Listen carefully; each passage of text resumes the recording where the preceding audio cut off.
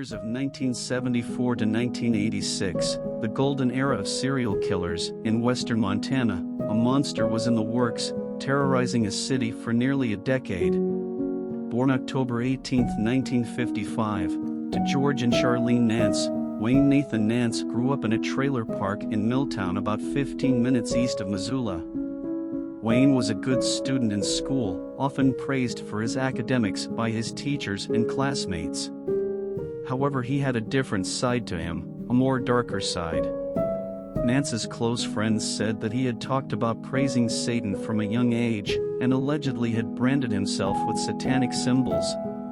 His first murder occurred on April 11, 1974, before he even graduated high school.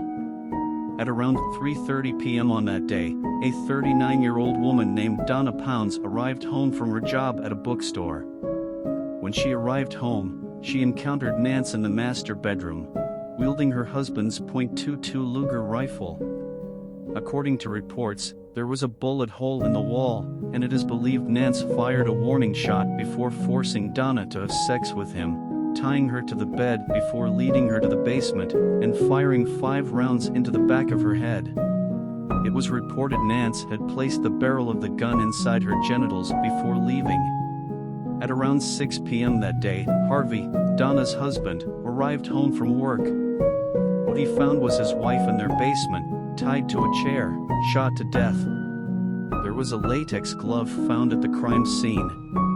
According to eyewitnesses at the time, they put Nance in the area around the time of the murder, carrying a black gym bag and lounging around the Pounds' backyard.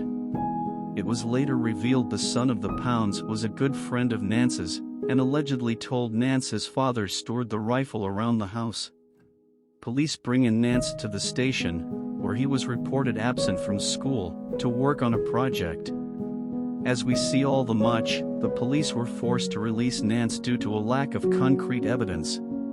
Ironically enough, years after the murder, police found evidence to link Nance to the murder of Donna Pounds. There is a 3-year gap between his next murder, where there is no known information to link to Nance. After graduating high school, Nance joined the United States Navy, serving from 1974 to 1977. Nance was discharged from the Navy after being found with illegal contraband including LSD, marijuana and weapons. It was believed Nance continued with his crimes during his time in the Navy, but nothing as of today can be linked to him. Instead of returning home, Nance instead went farther west to Seattle. It should be noted that Nance had been accused of sexual harassment at his place of work, Conlin's Furniture Store, where his co-workers simply said he was just an average guy. It was later said that female customers of Conlin's had gotten phone calls from a number, ironically after having deliveries from Conlin's.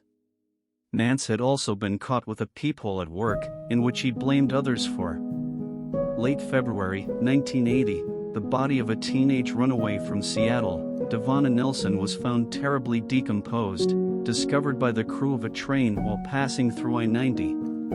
And which is interesting, because I-90 runs through the Missoula Valley, and at the time, due to the condition of the body, they could not identify Devonna's body until 1985. She was found with no shoes or underwear, with her dress around her neck.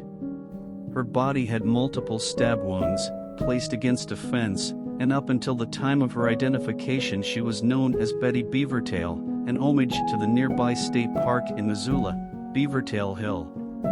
To this day, there is no official ruling on who killed Devonna Nelson, but it is believed to be Wayne Nance's second known victim. Moving forward to 1984, the day before Christmas, the body of Marcella Sherry Bachman, another runaway from Washington State, was found decomposed near a road bank, also on the I-90, in Missoula. There is no official charge to Nance, but there were hair fibers matching Bachman's in Nance's trailer. The MO stayed the same. Dubbed Debbie Deer Creek, Marcella was found with 3 gunshots.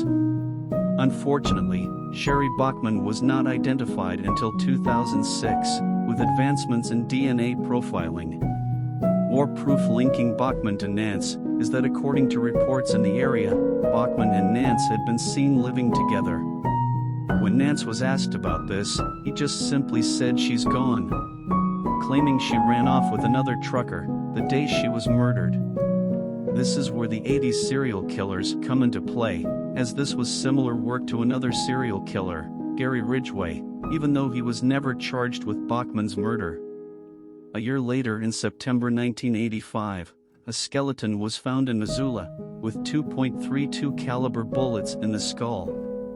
The toxicology reports show that 23-year-old Janet Lee Lucas was murdered between the years of 1983 to 1985. The body ID of Janet Lee was not confirmed until May 2021, and was dubbed Christy Crystal Creek up until then. Thankfully for dental records, her identity could be confirmed.